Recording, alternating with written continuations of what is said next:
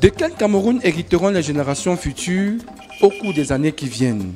Cette question aujourd'hui est au centre des préoccupations de nombreux Camerounais, lesquels, face au relent des violences et des crises sociopolitiques qui menacent ce pays tant à l'intérieur qu'en dehors, regardent chaque jour au loin sans toutefois voir arriver au bout de leur espérance la moindre solution pour apaiser leurs doutes sur demain.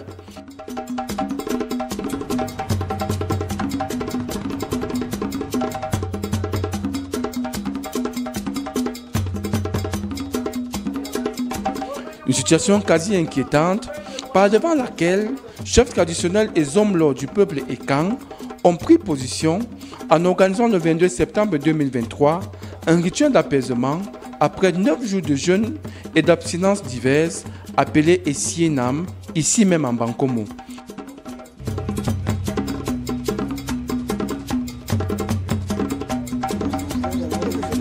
Pour une des rares fois, les femmes ont été invitées aux cérémonies.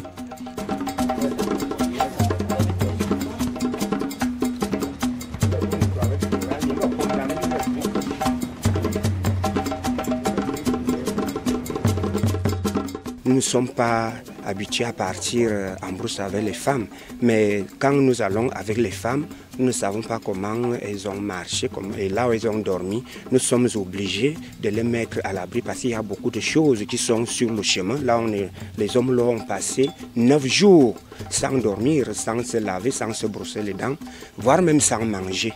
Raison pour laquelle on a été obligé de faire ce rituel que vous aviez vu là. En s'enfonçant dans la brousse comme ils l'ont fait, grand était désormais le défi autour duquel portait résonance, à savoir barrer la route aux troubles et autres tensions qui menacent le Cameroun.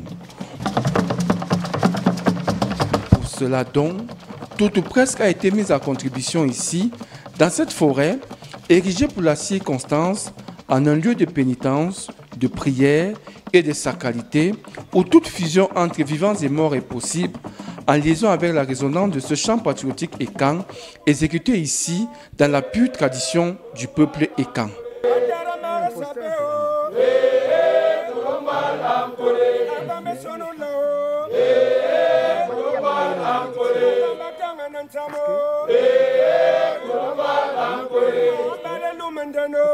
Ici désormais, vont s'entendre des voix multiples de ces Camerounais qui reprendront en chœur le refrain de cette mélodie d'amour, de fraternité, entonnée dans cette bourse de Bankomo.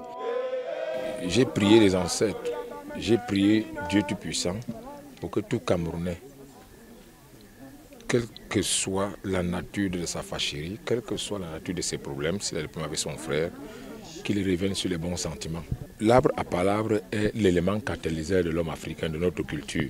Ça veut dire que si vous avez des problèmes avec votre frère, vous allez auprès de votre frère ou bien vous l'invitez à vos côtés et vous allez sur l'arbre à palabre, vous réglez vos problèmes pacifiquement. Des mots qui donnent donc à penser un Cameroun toujours debout, porté et défendu par tous ses fils, sans distinction d'origine et de culture.